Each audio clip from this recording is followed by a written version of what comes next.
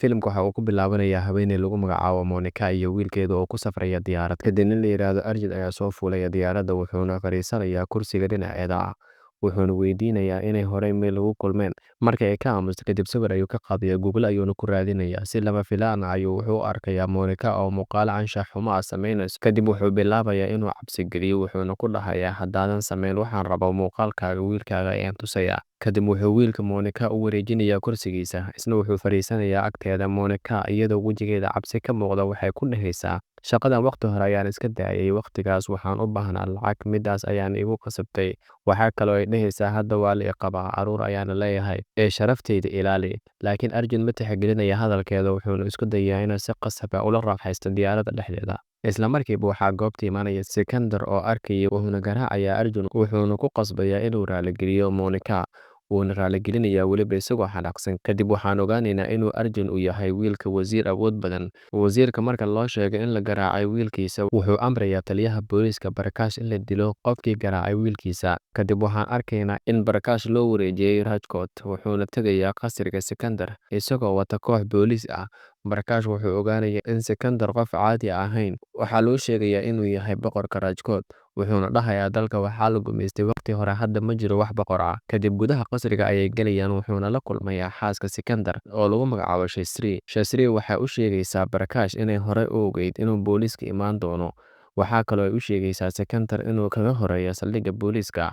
Sidoo kale waxay u sheegaysaa in gaariga booliiska uusan ammaan ahayn. Sidaas darteed ay qaataan gaariga Sikandar. Barakash wuu la yaabayaa hadalkeeda. Markuu banaanka u soo baxay wuxuu arkayaa dad badan oo guriga Sikandar banaankiisa ku soo aruuray. Dhammaantood waxay u yimaadeen inay badbaadiyaan Sikandar. Sidoo kalena waxay jebiyeen gawaarida booliiska. Kadib Barakash isagoo aad u xanaaqsan waxay kaxaysanayaan gaariga Sikandar wuxuuna imaanayaa saldhigga booliiska. Wuxuuna arkayaa in saraakiil ay joogaan saldhigga. Sikandarna uu ku sugayay halkaas. Sarkaal sare ayaa Barakash wuxuu ku dhahayaa ma habboonin in kiiskan faraha aad la soo gasho. Waxaana habbooneed inaad isaga ogeysiiso ka hor intaadan gurigiisa tegin. Markuu tan maqlay Barakash aad buu u xanaaqayaa. Kadib saraakiisha sare waxay raaligelinayaan Sikandar. Markuu Sikandar soo baxo isagoo sii socda Barakash wuxuu ku dhahayaa qalad ayay kugu ahayd inaad garaacdo wiilka wasiirka. Sikandar wuxuu ugu jawaabayaa kuma dilin qalad waxaana u dilay si ula kac ah sababtoo ah uu u qalmay. Isagoo sidaas leh ayuu saldhigga ka baxayaa. Kadib sarkaalku wuxuu u yeerayaa Barakash. Barakash wuxuu ku dhahayaa waa balan Sikandar waan xiri doonaa waqtigay noqotaba. Laakiin sarkaalku wuxuu ugu jawaabayaa ma awoodi doontid inaad Sikandar xirto marnaba. Kadib waxaan arkaynaa Sikandar iyo Shasri oo dhiganaya xafladda sanad guurada guurkooda waxaana ka soo qayb galaya dad badan. Halkaas waxaan ku ogaanaynaa in dad badan ay Sikandar u yaqaanaan Raja Shahid halka qaar kalena ay u yaqaanaan Sanjay. Qof walbana wuxuu u muujinayaa jacayl iyo ixtiraam. Marka Sikandar iyo Shasri ay ka tageen xafladda kadib sarkaal booliis ayaa soo wacaya Shasri wuxuuna u sheegayaa in nolosha Sikandar ay halis ku jirto lana weerari rabo. Sikandar wuxuu soo wadanayaa Shasri keligeeda ilaaladiisana uu ka soo tagayaa. Shasri way u digaysaa laakiin Sikandar ma siinayo wax muhiimad ah. Kadib Shasri waxay si qarsoodi ah fariin ugu diraysaa Sikandar kooxdiisa waxayna u sheegaysaa in nolosha Sikandar ay halis ku jirto oo la soo weerari rabo. Cabbaar markay socdaan waxaa wadada u galaya koox raba inay dilaan Sikandar. Isla waqtigaas waxaa goobta imaanaya kooxda Sikandar oo Shasri message u dirtay. Burcadii markay arkaan kooxda Sikandar way cararayaan.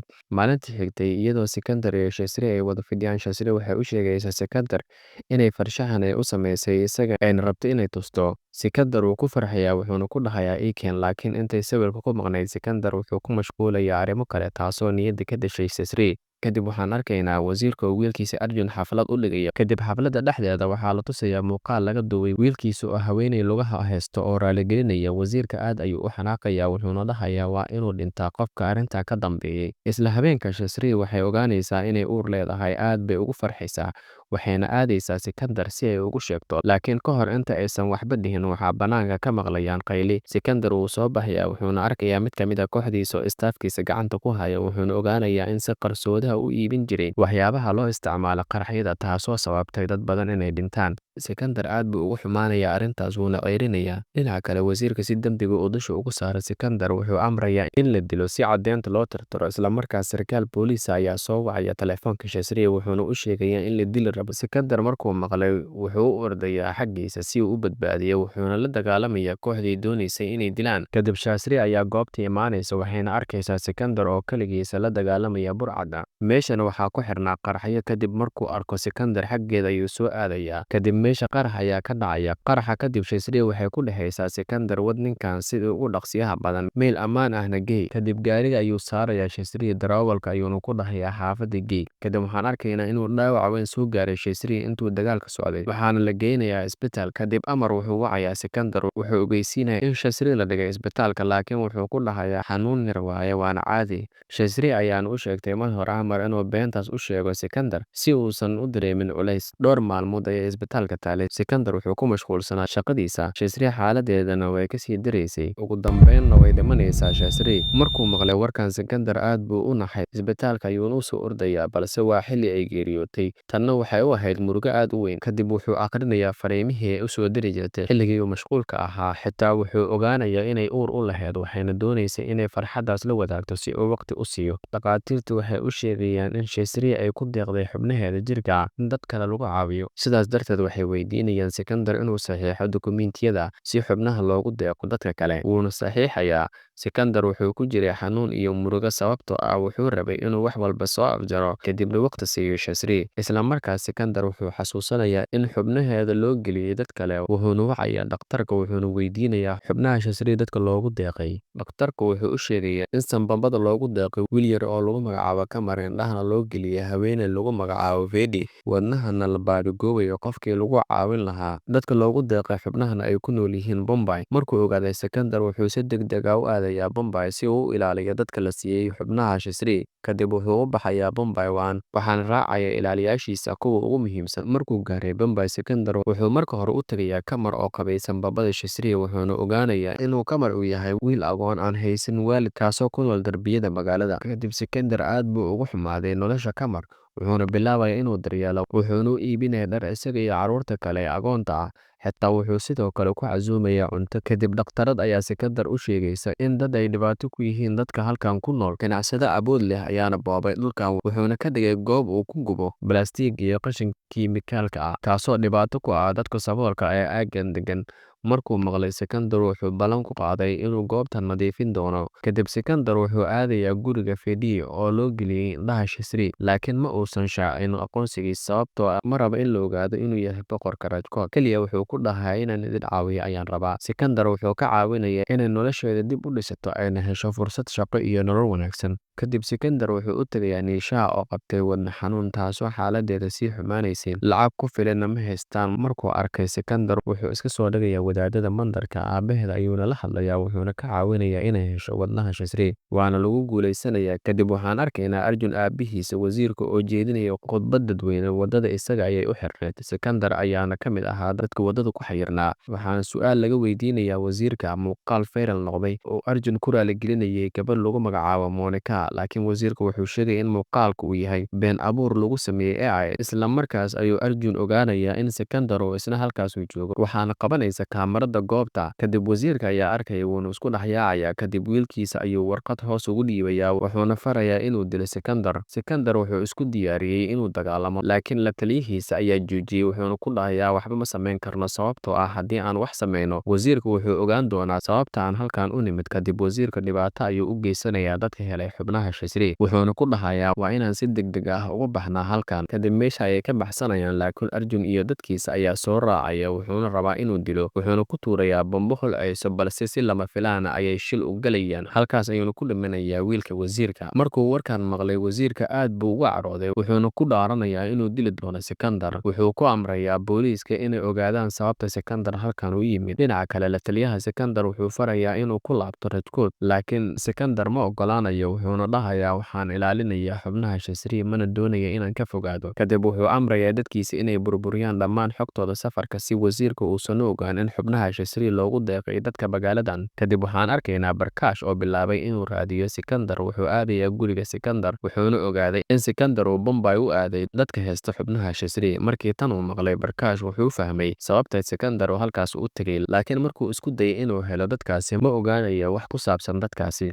Waana sababta uu Barkash u noqday mid jahwareersan, laakiin Sikandar wuu ogyahay in Barkash uusan fariisan doonin. Kadib waxaan arkaynaa Sikandar oo kor ka daawanaya Kamar, wuxuuna ogaanayaa in caafimaad caafimaadka Qamar uu mar kale sii xumaanayo, sababtoo ah weli waxaa dhibaato ku ah qashinka iyo qiiqa sunta ee ku faafaya xaafaddaas. Kadib Sikandar wuxuu u tegayaa ganacsadaha dhulkaasi ku daadinaya kiimikada, wuxuuna u sheegayaa inuu aaggaas ka guuro, wuxuuna ku dhahayaa lacag qaado oo jooji kiimikada aad ku daadinayso dhulkaas. Sidoo kale wuxuu ku cabsi gelinayaa bambo uu ku xiray qayb ka mid ah kalaabkiisa, taasoo ganacsadaha ku kaliftay inuu warqad saxiixo uuna ka guuro aaggaas. Dhinaca kale waxaan arkaynaa in Nisha uu xiriir kala dhexeeyay nin xun. Nisha aabaheed ayaan u sheegay Sikandar inuu gabadhiisa ninkaas la rabin, dhibaatana uu ku haya. Kadib Sikandar wuu raadinayaa, wuxuuna ku dhahayaa Nisha way ku jeceshahay, ilaali. Kadib hadallo qaldan ayuu ugu jawaabayaa. Kadib asxaabtiisa waxay isku dayayaan inay garaacaan Sikandar, balse dhammaantood Sikandar ayaa garaacaya. Kadib waxaan arkaynaa wasiirka iyo booliiska oo gacanta ku soo dhigay Magon oo ka mid ah kooxda Sikandar, oo hadda ka hor kooxda wasiirka ka badbaadiyay Sikandar, waxayna ku dhahayaan dambiyo been ah dusha ka saar Sikandar. Kadib waad badbaadaysaa, balse wuu ka diidayaa. Kadib wasiirka ayaa gacantiisa ku dilaya. Kadib wuxuu ku dhahayaa inuu Sikandar dilay ku eedeeya Sikandar, sawirkiisana magaalada ku faafiya.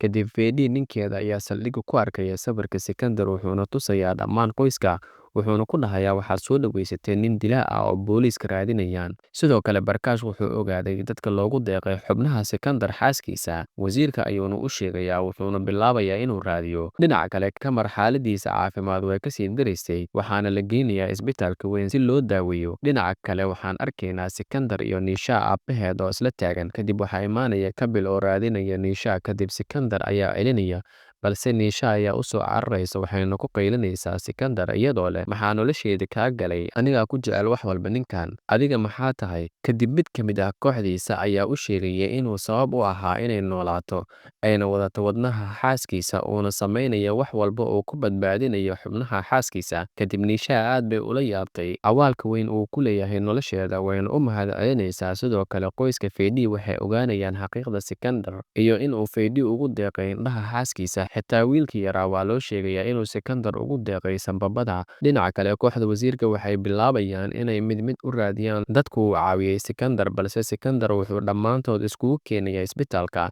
Nisha walaasheed ayaa laaf soo gelaysa, waxayna u sheegaysaa dadka sheekada Sikandar iyo sida uu u daryeelayay dadka wata xubnaha xaaskiisa. Kadib wasiirka wuxuu ogaanayaa meesha ay joogaan, wuxuuna kooxdiisa u dirayaa isbitaalka si ay u dilaan dhammaantood. Markuu maqlay Sikandar wuxuu si degdeg ah u soo aadayaa isbitaalka, wuxuuna ku amrayaa dadkiisa inaysan u ogolaan kooxda wasiirka inay soo galaan ilaa uu isaga ka imaanaya. Albaabka ayayna soo xiranayaan, balse kooxda wasiirka way soo jebinayaan albaabka, xoog ayayna ku soo galayaan isbitaalka. Kadib dagaal ayaa dhex maraya ilaalada Sikandar iyo kooxda wasiirka. Isla markaas waxaa imaanaya Sikandar, isaga iyo dadkiisa waxay baabi'inayaan kooxda wasiirka. Kadib Sikandar wuxuu ogaaday in xaaladda Qamar ay sii xumaanayso, sidaas darteed wuxuu keenayaa dhakhtar ajnabi ah. Laakiin markuu ka soo degay garoonka, wasiirka ayaa ku xanibaya qaybta immigration-ka ee garoonka si uusan u imaan isbitaalka.